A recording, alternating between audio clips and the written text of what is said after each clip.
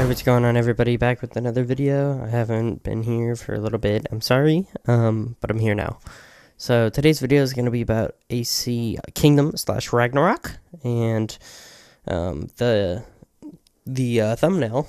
That's the word. The thumbnail is made by a guy named Carp or Carp. I don't know how it's supposed to be pronounced, but it's a guy on Reddit who made it, so you can check him out there and see his logo. It's a really cool fan art. But yeah, anyways, we are going to be getting into the Assassin's Creed Kingdom. Basically, everything that's going to be going on, potential stuff, such as the plot and gameplay. So this comes from another Reddit user named Remnant Helmet.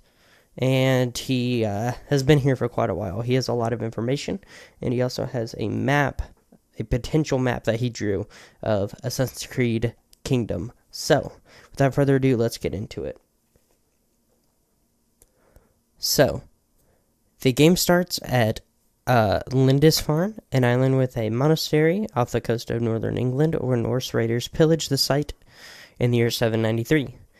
You play as one of the raiders in the opening segment, which is a tutorial for learning combat and leading raids, which will be a mechanic in the game.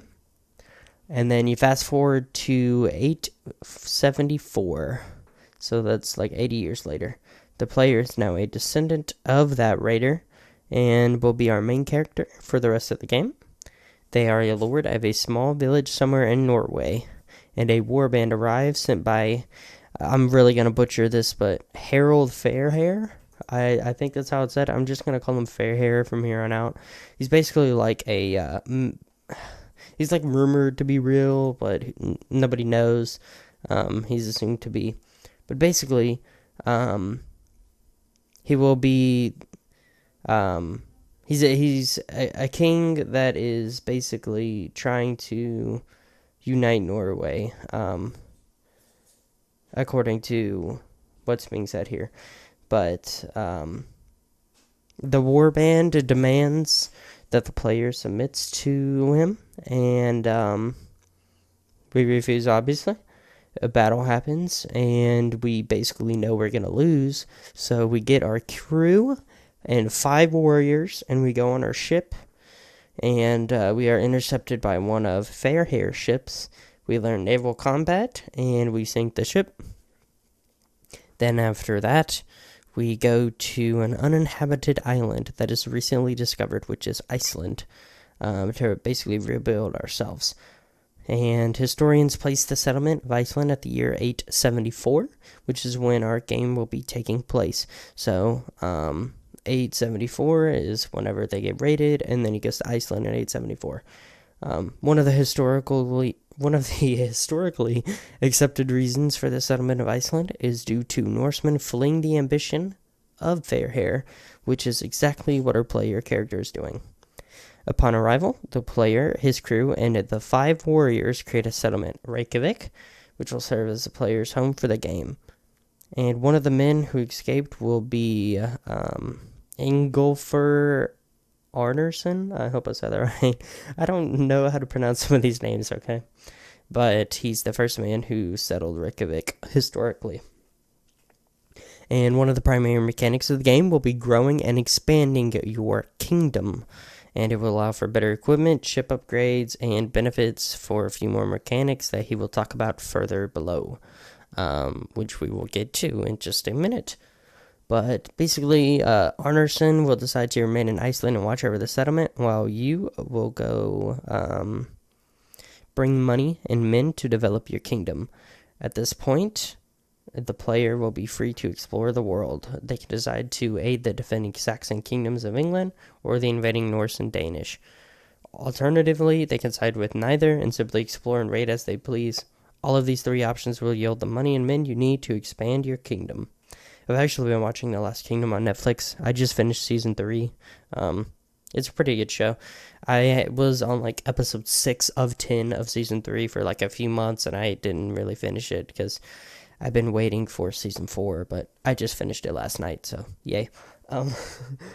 Basically, It's similar to Edward Kenway's Motivation in Black Flag, the game. He is not sure how it will fit in the pre-Templar cult. But he feels that 874 works perfectly because of Iceland, and it's the height of the Danish incursion into England. And over half of England's controlled by the Danes or their puppet states, and you'll be able to meet important figures such as Alfred of Wessex, who starts reigning in 871, which obviously is a character in the Last Kingdom. Gameplay mechanics. The 5 warriors that escaped are your first followers. This mechanic will be similar to recruiting assassins in Brotherhood, and you'll be able to send them on independent missions around the rest of Europe to earn money and recruit new settlers. This time, you can also lead them around the map yourself to participate in raids or battles. This leads into an aforementioned raid mechanic, where you'll be able to lead however many followers you want to raid specifically designed locations, or designated locations, on the map. After raiding a location, several things happen. If you simply stole as much as you could and fled, the location will simply be restocked after a short period of time. If you kill quite a few people, it will be repopulated over time.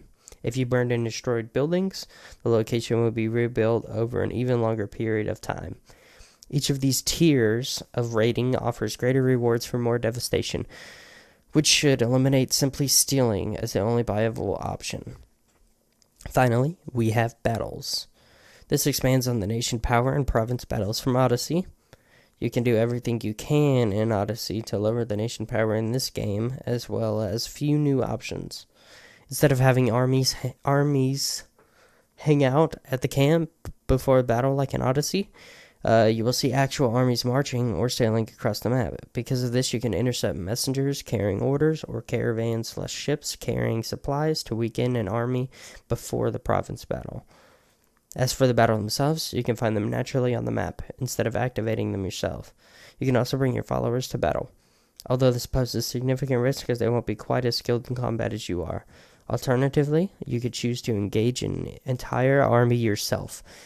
This will pretty much be a bad idea, as the max amount of followers you can lead at one time will be about 20, and armies can be up to 150 soldiers strong.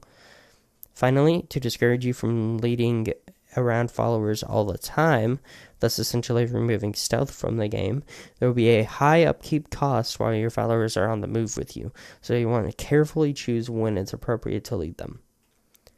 I realize that these concepts aren't all watertight, and some of these ideas are very ambitious or perhaps unrealistic. This is my ideal Assassin's Creed Kingdom. Reykjavik will start out with 5 houses, a small dock, and a tavern. In the beginning, the maximum amount of followers you can recruit will be 5. After you build a barracks, 10 and up to 60 with the maximum barracks upgrade. Upgrading the tavern and building amenities will attract more settlers, and you'll need to build more houses to shelter them. Upgrading the dock will unlock better ship upgrades. Another potential way to discourage the player from having followers around them wherever they go would be to make Reykjavik vulnerable to raids itself. So if you have 30 followers and you take 20 with you, those 10 might not be enough to defend Reykjavik. Having Reykjavik suffer a raid won't set you back as far as upgrades go, but rather simply deplete your treasury.